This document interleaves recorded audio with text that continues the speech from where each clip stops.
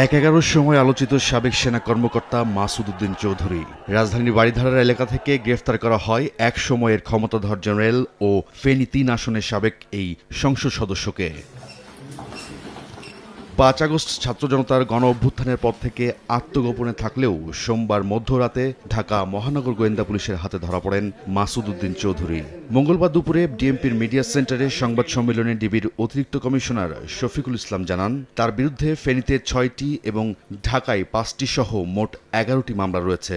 ফেনী জেলায় আরও 3টি মামলা এবং ডিএমপির 5টি মামলা সহ মোট 8টি মামলা এখনও তদন্তাধীন। অনেকদিন হলে ওনাকে খুঁজতেছে, আর ওয়ারেন্টের আসামি তো সে।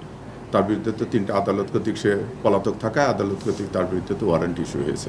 ডিবি বলছে, মালয়েশিয়ায় শ্রমিক পাঠানোর নামে প্রতারণা ও অর্থ কেলেঙ্কারি, জ্ঞাত আয় বহির্ভূত সম্পদ অর্জনের অভিযোগের তদন্ত করছে দুদক ও সিআইডি। এদিকে তার সব সম্পদ ও ব্যাংক অ্যাকাউন্ট জব্দের নির্দেশ দিয়েছেন আদালত। মানি লন্ডারিং মামলা হয়েছে সিআইডিতে, ওনারা দেখতেছে, প্লাস দুদকও এটা নিয়ে একটা অনুসন্ধান চালাচ্ছে। তদন্ত শেষে যখন চার্জশিট দেবে তখন তো অবশ্যই উল্লেখ করে দেবে, সেটা দুদকই দেখ আর সিআইডি দেখ, উল্লেখ করে দেবে যে তার বিরুদ্ধে অভিযোগগুলো কি কি, কত আর্থিক কেলেঙ্কারি বা দুর্নীতি হয়েছে। ২০০৭ সালের ১১ জানুয়ারি পদ্মার আড়ালে থেকে সেনা সমর্থিত তত্ত্বাবধায়ক সরকার গঠনে সবচেয়ে বড় ভূমিকা ছিল মাসুদ উদ্দিন চৌধুরীর। বর্তমান প্রধানমন্ত্রী তারেক রহমান সহ অনেক রাজনৈতিক নেতাকে নির্যাতন সহ -2 ফর্মুলা বাস্তবায়নের প্রধান কারিগর হিসেবেও তার বিরুদ্ধে অভিযোগ রয়েছে।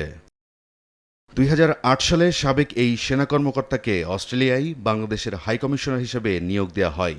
আওয়ামী লীগ ক্ষমতায় এসে তার চাকরির মেয়াদ ৩ দফায় বৃদ্ধি করে। চাকরি জীবন শেষে ব্যবসায় যুক্ত হন মাসুদ উদ্দিন চৌধুরী। ২০১৮ সালে জাতীয় পার্টিতে যোগ দিয়ে একাদশ জাতীয় সংসদ নির্বাচনে ফেনী ৩ আসন থেকে এমপি হন মাসুদ উদ্দিন চৌধুরী। রাজুল ইসলাম শুভ, সময় সংবাদ, ঢাকা।